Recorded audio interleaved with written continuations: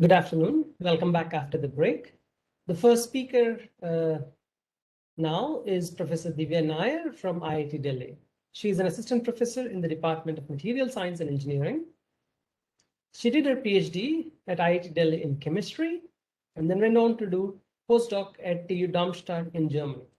After that, she spent a brief time in IIT Kharagpur and now she's back at IIT Delhi. Today, she will talk about the macroscopic processes explained by the microscopic events and the role of high-performance computing in it. Okay. So on to you, Professor Nayar.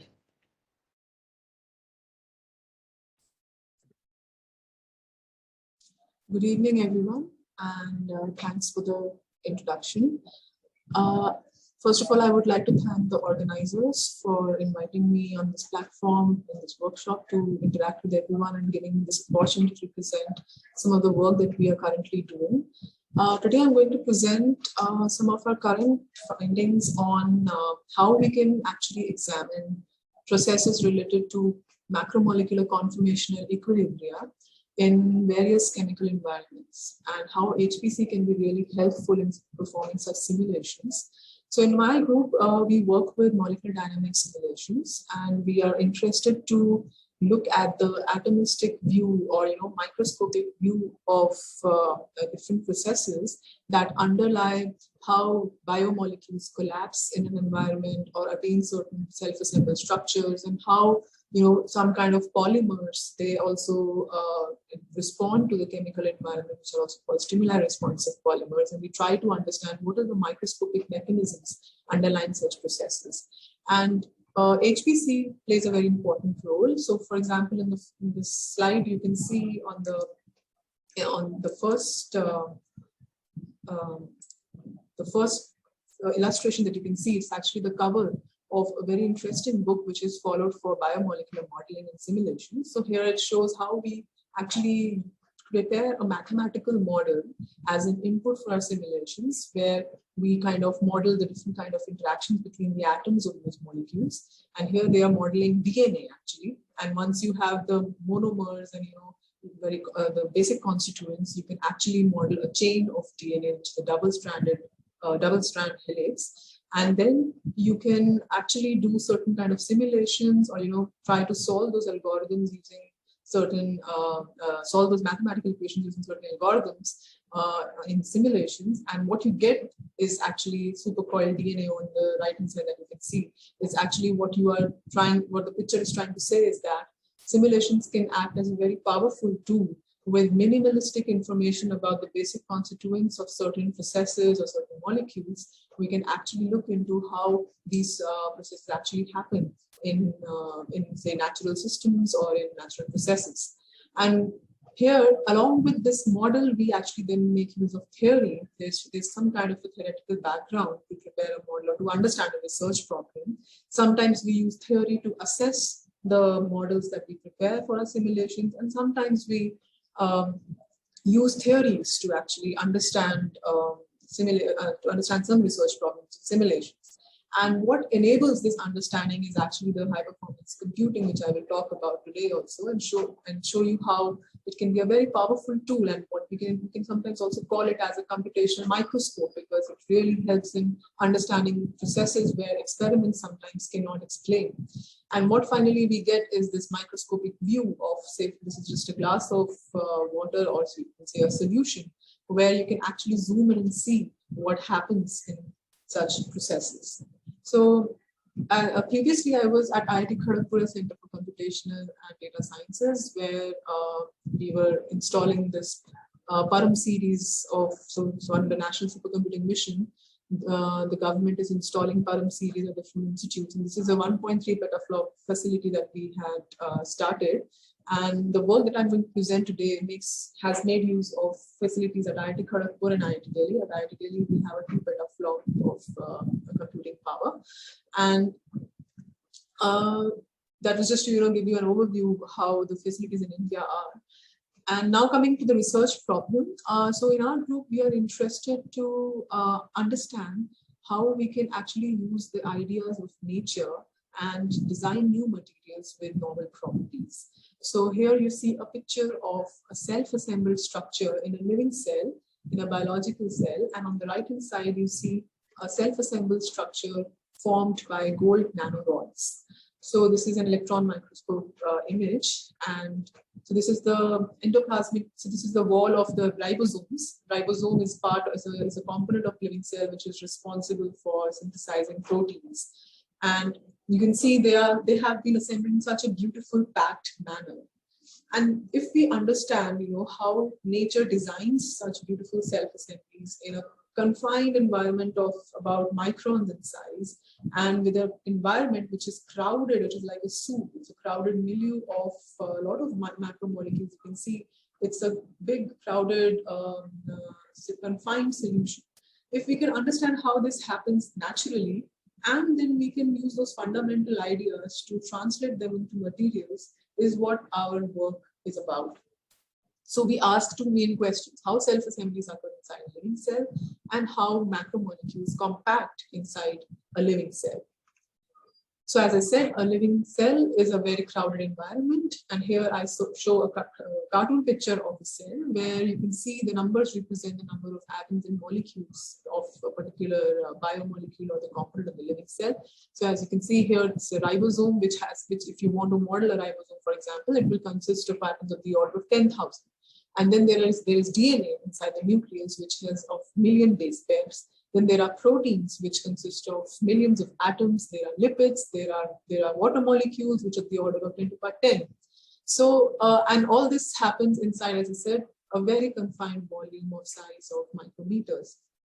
So, how do the natural self-assembly processes occur inside such a complicated environment, such a complex environment, is what is still not understood.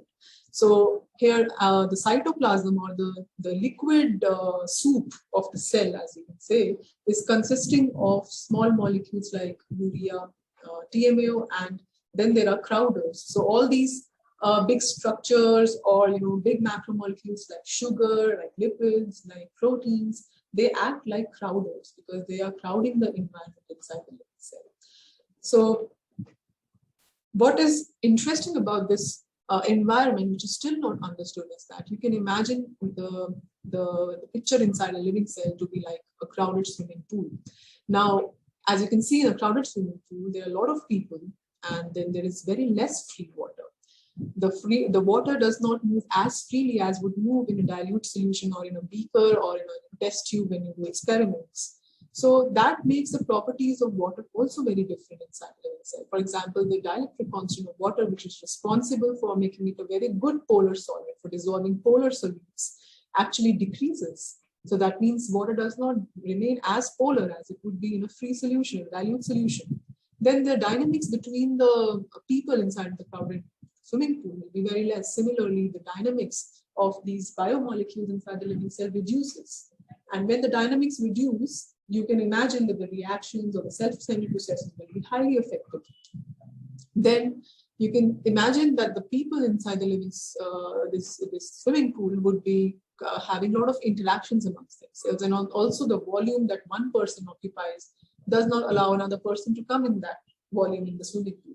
So that's called solvent excluded volume, okay? And that's called volume exclusion. So that's a very, very important principle in physics, which is responsible for causing self-assembly processes in such environments, because the volume occupied by a certain solute or certain macromolecule does not allow the other crowders or other small molecules inside the living cell to occupy that volume. So the properties inside the living cell are much, much different as what would you expect in a dilute solution.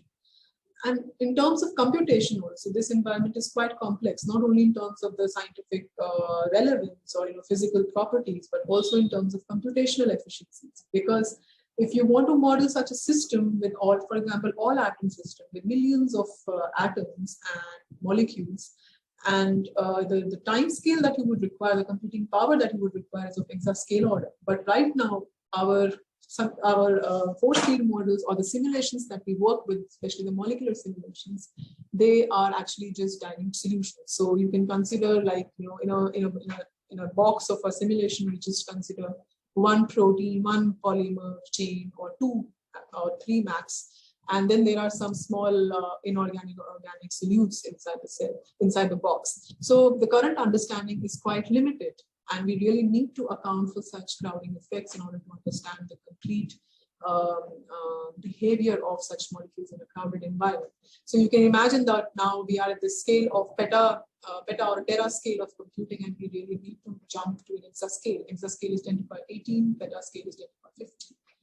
So what are the computational challenges? Why till now, the crowded solutions have not been studied? Why are we just dealing with dilute solutions? That's because, as I said, we do not have good models, because when there are a lot of biomolecules or macromolecules packed in a solution, the attractive interactions between these molecules increase, okay? And our models, or the force field models, as we call in molecular simulations, they have been developed keeping in mind dilute solutions. So there are some challenges that have to be overcome in that scenario in order to accurately model such an environment. The second is that the system sizes are quite large. So till now, now we have good technology to simulate such systems, or think about simulating such systems. But back 10 years back then, there was not such much technology available. So we have to now simulate system sizes with millions of 10 to the power 7 atoms, you can say, or 10 million atoms, which is a huge number. Then if you want to study such systems, you need good sampling. So if you need good statistical averages out of these systems, you need to sample these systems enough or long enough and collect enough snapshots for averaging. And that requires long simulation times. Also, if you're studying biological processes or self-assembly processes, you have to simulate at the biological time scales, which is of the order of microseconds. So that is also computationally very expensive. Then the fourth challenge, which is not very, these days, it's also quite relevant, is the data that is generated out of these simulations. They'll be huge. For example, if you want to study viscosity changes or diffusion changes in such an environment, you require to store the velocities of the atoms at very frequent intervals, and that increases your data generatable space that it would take to a huge amount. And for that, not only that, the second challenge along with that is how to analyze such data. Once you have such a big data, how can we modify our in-house codes for analysis, maybe make them more GPU enabled, CUDA enabled, and more efficient on GPUs, or use hybrid parallelization schemes to make them more efficient, is also one more challenge that we have to cater to. So this is just a cartoon picture to show that how a crowded system would look like with 10 million atoms, and right now we are at a very dilute solution stage. Okay, so this is something we have faced challenges till now in computational aspect. So just to make some of the audience, if you're not aware of molecular dynamics simulations, I just want to show you in very simplified picture how molecular dynamics simulations take place, and what is the basic steps in the algorithm that are followed, and where do we recognize the computational bottleneck. So molecular dynamics is based on solving Newton's second law of motion, because we assume that the particles or the atoms that we are modeling or that we want to study are classical in nature. So we are more interested to understand the nuclear. So if you imagine in terms of the Hamiltonian, there's an electronic component to the Hamiltonian, then there is a nuclear component to the Hamiltonian, and we are more interested to understand the nuclear motion because of Born-Oppenheimer approximation. And also, so second law of equation, Newton's second law of equation of motion is actually force is equal to mass multiplied by acceleration. But now if you talk in terms of particles or the atoms, we can say that the force acting on particle I will be equal to the mass of that particle multiplied by the acceleration of that particle. And if you write this in terms of positions of these atoms, we can always convert this acceleration as, or you write acceleration as the second differential of position with time. So this equation becomes a second order differential equation. Now you would say that, why is it so complicated? We can use numerical methods that are available to solve ordinary differential equations. It's a second order differential equation. We can use some algorithms and solve it. But it's not so simple, because these equations are just not second order differential equations, but these are coupled differential equations. Because here, these forces, what do these represent? These forces represent how the atoms are interacting with each other. The particles are interacting with each other. And if one particle moves because of its interaction with the other, that may be, say, dispersive interactions or electrostatic interactions or some bond, they have a bond between them, or whatever kind of interactions it is that. So if one moves, the other also changes its position accordingly. That's why the motion of one of the atoms coupled with the other, and that's why these equations are coupled equations. And they are, if you say in 3 dimensions, for n particles, this becomes 6n. So you need positions and the velocity. So this kind of becomes a 6 and n dimensional phase space that you have to sample. So these equations are not so simple to solve. So what we do, we use certain kind of algorithm. So first, what we need to define is that we begin with an initial configuration of the system with initial positions and velocities. Then we have defined certain kind of interactions between these systems. They can be bonded interactions or non-bonded interactions. And among the non-bonded, there are electrostatic interactions as well. So force can also be written as the negative differential of the potential energy. So here, the force acting on particle I is the negative gradient of the potential energy. There should be I of the position of I actually interacting with the jth particles. These are all pair interactions mostly that we consider. So keeping in mind that this force is dependent upon the position and the velocities and also is defined by the way the potential energy is defined, we can actually solve these equations. And then we have, as I said, we have certain algorithms like Worley velocity, Worley integrators, basically, which can integrate such equations of motion and get the new forces. So once you have force at time step, first time step, you do this procedure step by step, and then you go to the next step, okay? And then you keep on updating the positions and the velocities of these atoms as they move, as the dynamics of the system evolve with time because of the interactions between the particles. But now if you're talking about crowded systems, which are of the order of 10 to the power 7 atoms or molecules, which are huge number of interactions. So you can imagine that if this loop goes in 3 dimensions, then it will be an n cube loop, because you are calculating the forces for the pairs of the atoms for n number of atoms. So this is like an n cube loop, and it's quite expensive computationally to do that. So the bottleneck here lies between the at the steps where you compute the non-bonded forces, the electrostatic interactions, and then storing the configurations and then running it for a very long time. So we have these MD packages which are open source. They come with good parallelization schemes. So how do we really make it efficient? So some of the packages now are making helping in speed ups by first step. What we can do is, when we are defining the initial configuration of the system or the initial position of the atoms in the system, when we start this algorithm, we say that we use domain decomposition. That means if you have n number of particles, you say that one set of the particles will be the forces between them will be computed on, say, the 2 cores, and then the next set of particles will be computed on the next 2 cores on your node, and then another 2 cores, and so on. So you can use, say, 16 cores, for example, for a simulation, or 24 cores for a simulation. Then the load of the computation of these forces is not done by all the 24 cores together, but you distribute them in different domains. And at the end of the computation, at this step where the forces are already computed, all the data is collected from all the cores, and then the new forces are generated using integration of equations of motion. So this is called domain decomposition, which makes the computations faster. It's more like, as in the other talks we saw on the first day, we talked about, one of the talks talked about okra, how we can cut okra in different. So this is like task level parallelism, or we also call it sometimes thread level parallelism, where you are actually distributing the load of your computation to different cores at the same time. And the other way to make it faster is by offloading your computation, which are expensive computationally, to GPUs. So usually we compute electrostatic forces in these codes and the MD packages on the GPUs. And also we can use some new packages are available, like Genesis, which is developed by UG Sugita Group, and they have made use of these hybrid schemes, parallelization schemes, to make it more scalable to 10 to the power 7 million, or the order of 10 to the power 7 million, 7 atoms or molecules of the system. So these are some of the ways where you can make your computation faster on HPC, using HPC. Now, what is the problem that we're trying to understand? So I'll give you a brief overview of what is the theoretical background that we are trying to tackle here, okay? So that you can appreciate how HPC can, help in understanding such a problem.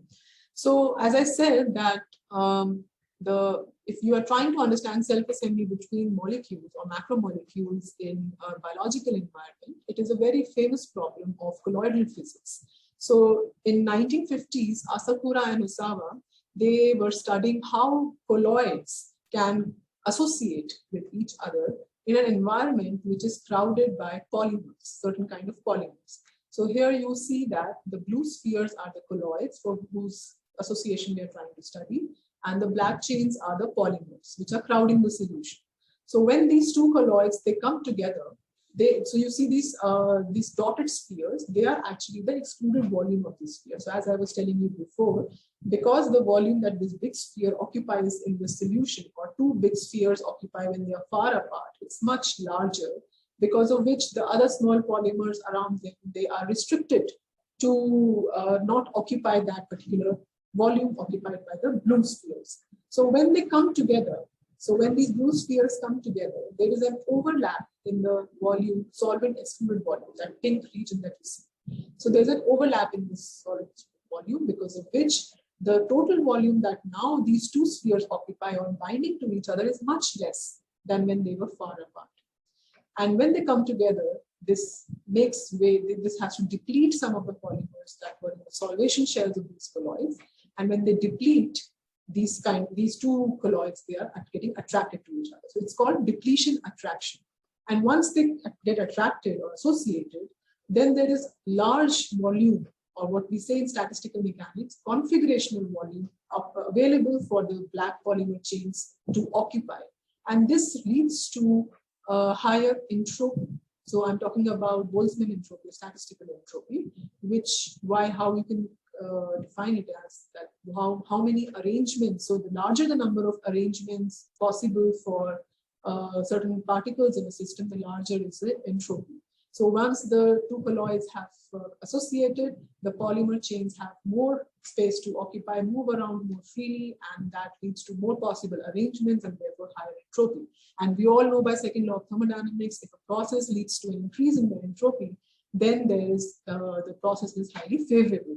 So this is what the theory was all about, given by Asakura Osawa. But the major assumption in this theory was that the Crowder molecules do not interact with the colloids. So the black chains have no attractive interactions with the blue spheres. They only have hard sphere interactions, or what we call repulsive interactions. So this effect of depletion interaction, which is entirely entropic in nature, is arising because of the size of the blue and the black chains. Okay, it's just a size effect. There is no there are no soft interactions, only there are hard interactions because of the size of these molecules. But is it completely true? If we have to, and this theory has been used to also explain crowding effects on assemblies of biomolecules or collapse of biomolecules. But is this completely true in a biological environment? Can we really ignore the attractive interactions between the different sugars or lipids or other macromolecules which are present in the crowded environment? Is it the correct assumption to be taken care of? So recent studies have shown that the collapse of biomolecules, the crowding environment may not necessarily always cause collapse of biomolecules, and it may not always be entropic in nature. There can be soft interactions that can lead to collapse or unfolding of these biomolecules as well. So here on the left-hand side, you can see there was an experimental study where they show the protein unfolded in presence of crowded environment. So instead of folding, which is what is expected in a natural scenario, here an unfolding was observed for the protein, and that was also entropic in nature. Then there was a second study. They also show unfolding of proteins. So these on the x and the y axis are the size parameters of proteins, and the size of the protein increased as the concentration. This is the largest C5, the largest concentration of the crowders. So this indicated that crowded environment can lead to, not necessarily always lead to collapse of biomolecules, but can also lead to unfolding of the Also, still now, many studies have been carried out with crowding environment where the crowders are modeled as ellipsoids, big ellipsoids or big spheres, without considering the chemical nature of the crowders. Because assuming Asakura-Osawa theory, only size effects are important, so you can really coarse grain the chemical nature. But is that the correct assumption? Because these models will not be able to capture the biological environment fully. So how do we tackle this problem is what now arises. So we try to model, in our work, we try to model this crowded environment. And the way we can do that is, so this is a simplified picture again. You can imagine the crowded environment like a traffic jam, where you are trying to understand how these two white vans will come close to each other in this jam-packed environment. So this environment can be related to that the red one are the vans that we're trying to study, and the small gray spheres are actually the small cars. So here the size of the crowder is much less than the size of the macromolecule whose association you're trying to understand.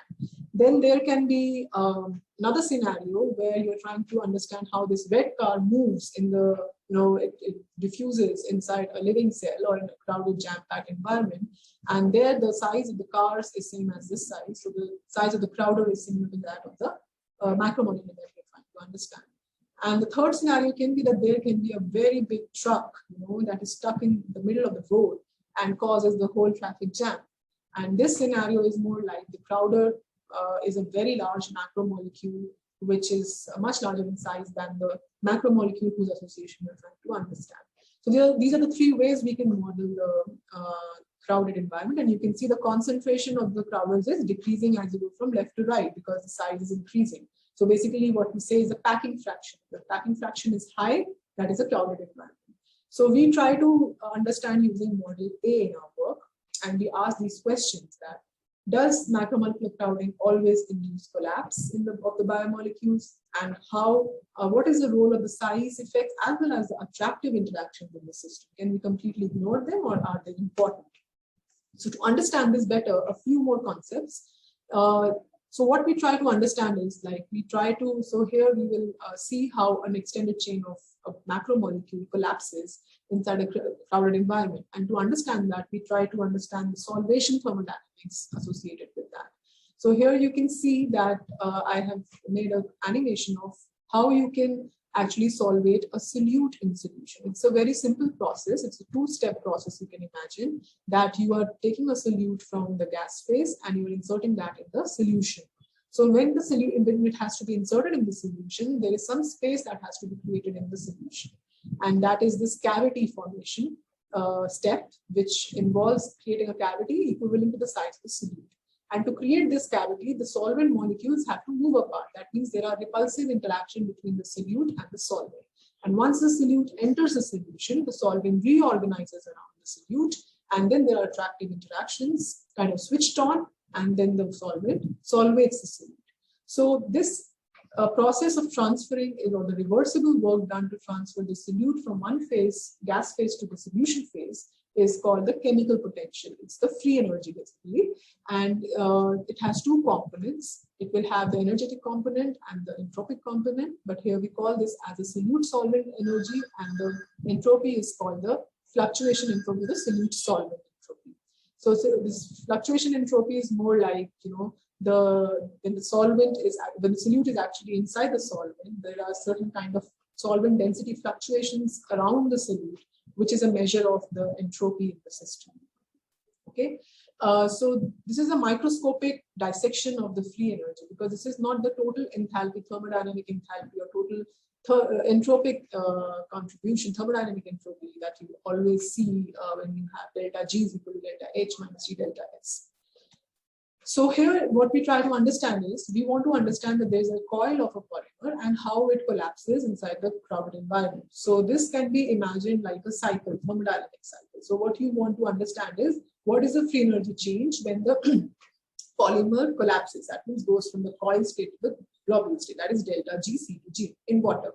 But now instead of water, you add some crowders in the solution. There's a third component in the solution, because of which now this is another delta G that you will have to compute, right?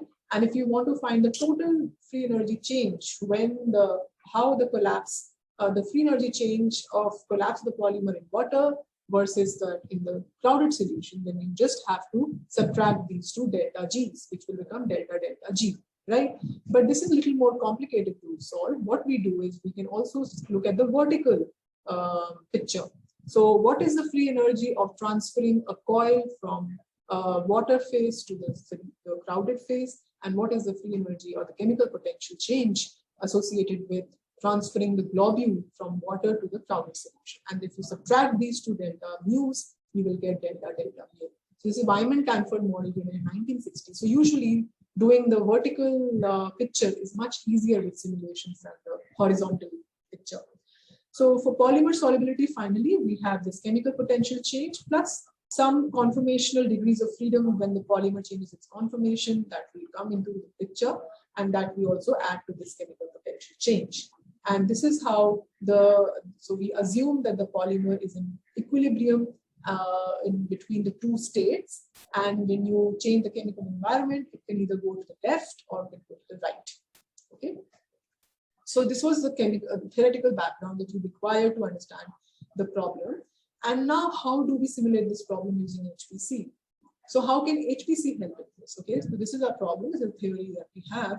And just to show you that HPC has come a long way. The computing technology that we have has come a long way, because in in 1970s, actually, long back, there was a time when we could only simulate 1,000 atom molecules, say a small protein, with just 8 picoseconds of run length, which is a very short run length to actually get a good statistical average. And then slowly, as the time proceeded and technology increased, we could go from 10 to the power 4, 10 to the power 6, and finally now today we can actually simulate the whole HIV virus. So even now we can also do SARS-CoV. You can see that SARS-CoV-2 and studies have, the computation studies have really, contributed in last 1 year. You can see how much the computational studies have made a big difference in understanding how COVID virus is attacking the cells. So if you want to really understand such problems of collapse and, it's kind of, sampling the polymer conformations and a landscape, because a polymer, so a protein can be in a very unfolded state and can be in a folded state. But when it is in a folded state, it is a very fixed structure, native structure. It has a unique structure.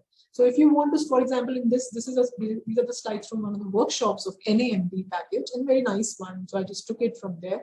So if you're trying to understand how a protein and the ligand bind or protein enzyme reaction happens, you want to study the protein and then the ligand binding to it. And if you really want to understand this process, you have to run the simulations for a very long time.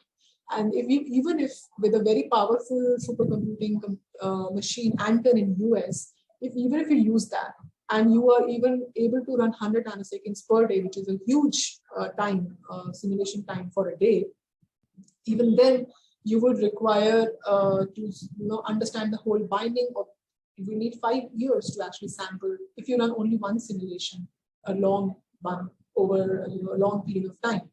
And that means if you want to study more ligands, more types of ligands binding to such a protein, say 5 more ligands you want to study, that means for each PhD time frame that you have, one PhD will run only one ligand for 5 years, and that's all. But this is not what we want, right? This is something which is very unsmart to do. Okay, we want to be more smart in our ways of sampling such complicated problems. So increase sampling so that we get good statistical efficiencies and also have better computational efficiency. So what do we do? How do we speed up the process? Somebody can say, okay, you want to, so basically it's a landscape that you are sampling. You are so each of the conformation of the protein, when it goes from an unfolded state to a folded state, is not one-step process. It undergoes a lot of conformational changes, and these different conformations, which are still unfolded, will occupy certain energy minima in the landscape. So landscape has hills and the valleys, right? So these valleys are the local energy minima where the protein likes to sit for some time, but that's not the most stable stage. Okay, so in order to sample all this, you have to jump over the hills and go to the next valley, then jump over another hill and go to the next valley, and so on. And once you have sampled all the valleys, then you have a good statistical picture of how the protein unfolds or folds. So one can say that, just heat it up, provide heat, increase the temperature so that the barrier can be crossed. But that is not something what we want, because if you heat the chicken, it will become something else. So your live chicken is not same as eating roasted chicken. So this is an unnatural perturbation of the system, which we do not want. So we make use of enhanced sampling methods. So for example, as I said, you want to push this ball from one valley to the other, one local energy minimum to the other. You put an additional force on this, which we call the bias potential. So one is the forces of interaction that we had studied when we just talked about, when we have talked about the MD algorithm. And to this natural forces of interaction, you add additional force. It's like a spring, a harmonic potential you add, a harmonic force you add. This spring pulls this up from one valley to the other. And this way, you can actually, these are called umbrella sampling. So these are potentials like harmonic potentials, and you will see you can put these harmonic potentials at different steps and make this ball push. Each of the energy minima will be occupied by the ball, and the ball will actually jump over the barrier. So this is something what we usually do, but this is called umbrella because here you can see it's an inverted umbrella and harmonic potential looks like that. So finally, for example, if you want to pull the polymer chain or you want to bring it back, what you do is you define a coordinate end-to-end distance, and you pull the end-to-end distance or radius of gyration at each step. And you put a bias that you want to sample each size of the resulting size of the polymer when the end-to-end distance is changed from, say, A to B, okay? And this is like going from A to B. And in between, you have all these different simulations. So at each bias that you will put, you will run one simulation. And these are, say, 20 or 50 simulation windows from going from A to B, from going from this end-to-end distance to a collapsed end-to-end distance. So these are called simulation windows, or once you have them, once you run these independent simulations, what you get, so you have one umbrella, you run a simulation, you prepare a probability distribution of sampling this size of the polymer, and that gives you part of the potential of mean force. So finally, what you get is a free energy change of collapsing or unfolding the polymer, and that's what we call potential of mean force, PMF. And each of the window will give you one component of this PMF. And finally, you will see that you have sampled the whole landscape of this polymer, going from the collapsed state to the extended state. So this is what we do in umbrella sampling simulation, and HPC can actually help in running these so many windows. These can be, each simulation can be of the run length of 50 nanoseconds, 100 nanoseconds, and so if you sum up all the run lengths, you will actually get the full simulation time scale of microseconds. So HPC can really help in doing these kind of simulations. So now finally, what do we obtain?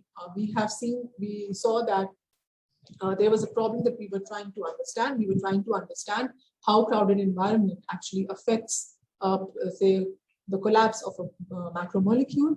And we understood that there's a theory behind it which has been followed till now, which only takes into consideration the size of the crowders and the polymer, and there are no attractive interactions that have been considered.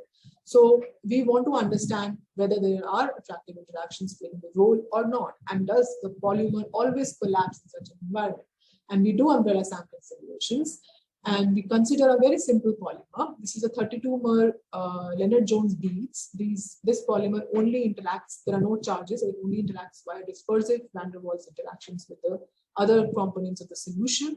And this polymer is hydrophobic in nature, because of which it can only exist in two states, either a very collapsed state and an extended state. So the landscape of this, as I was telling you, is very simple. This one has a very deep minimum here for the collapsed state in water, and another deep minimum as the extended state in water. So with this nice simplified picture, we want only two-state picture, because we want to understand what is the free change in going from extended state to the collapsed state. And this is a crowded solution. Here the crowders that we consider, the model A that I told you of the traffic jam, where the crowders are much lesser in size than the polymer. And that's how you can see this is around 26% of packing fraction, and inside a living cell you have 30% of packing fraction. So this is close to what we want, a very crowded solution. And we run umbrella sampling simulations using Romax, and the total run length is around 3 microseconds. But what we do here is we tune the interaction of the crowder with the polymer. These are van der Waals interaction, but in one case we make them weak, in the other case we make them strong, because we want to see what is the effect of attractive interaction. So these are all atom systems, but this is a simplified polymer, and this is an all-atom tripeptides or trialanine we use to mimic a biological environment. And what we find is very interesting. If you just compute the PMF, or just take from the PMFs that you do, at each concentration you have a one PMF profile, and from there you get these delta G's. And if you plot them as a function of concentration of the Crowders, what you see is that what we expected was that a crowded environment will always collapse polymer, okay, as you increase the concentration of Crowders. But what we see here at a high concentration of Crowders, which is actually your crowded environment, the polymer unfolds. And this is the case where the polymer is interacting, or the Crowders are interacting strongly with the polymers, and it unfolds, which is something surprising. Only it collapses at low concentrations of Crowders, but at high concentration it unfolds. And also we do not see any depletion of the Crowders like in our Sakura-Osawa model. Here there is the collapse of the polymer is happening, but the Crowders are nicely sitting and absorbing on the polymer surface. They are what we call preferentially bound to the surface by calculation this parameter using simulations. And in the weakly interacting case, where the Crowders are weakly interacting with the Crowders, we see that the polymer always collapses. And when the polymer always collapses, this is what we had expected. And also here, there is depletion of the Crowders. The Crowders do not like to absorb on the polymer surface. So this is something very interesting. So we went into more thermodynamic analysis, which I'm not showing you here. And what we found was also that the entropy and the enthalpy play a very different role in both the cases. So what we have found are some new insights into the already known Sakura-Osawa theory, although our system is very simplified and it is not as complex as biological system. But as a first step, we found something interesting with such a simple system also, that crowding effects may not always lead to collapse. When you have strong interaction between the Crowder and the polymer in picture, which is also expected in a biological environment, then unfolding can happen. Unfolding is also possible. It may not always lead to compact structures. And also we found that the role of the attractive interaction energy should not be ignored between the Crowders and the polymers. The size effects are important, but along with that, the interaction energies also should be considered. So we have also studying other problems. So you could see that with HPC, you can really it enables us to zoom into the molecular level picture of such processes, and then we can actually provide new insights to the already known understanding of the field. Okay, so then we are also working on different other problems, like we are trying to understand how addition of certain co-solvents actually change the conformational preferences of thermoresponsive polymers, and we are also using some other enhanced sampling methods to understand how proteins form these fibril stacked self-assembled structures, which are actually a cause of neurodegenerative diseases in our body. And here, this was a paper where we used metadynamic simulation, another enhanced sampling method, along with umbrella sampling simulations. And then recently, we have also got a grant from NSM, where we are trying to understand how crowding can help in designing self-assembled structures of nanoparticles. So these are some of the interesting problems that one can work with HPC, with availability of HPC and some nice simulation tools. And I hope that I have been able to give you this picture of how simulations can act as a very good tool along with the assistance of HPC, and what all nice things we can understand out of it. Okay, finally, I would like to now thank the funding agencies, DST for the grant, and IIT Kharagpur and IIT Delhi for the seed grants that we bought a few servers and ran some simulations using that. And I also, last but not the least, thank the organizers of the workshop again for giving me this chance to show my work. And I hope I have helped the students to understand they should be able to appreciate how HPC can be really a powerful tool for understanding very interesting scientific problems. Thank you. Now I will be happy to take some questions.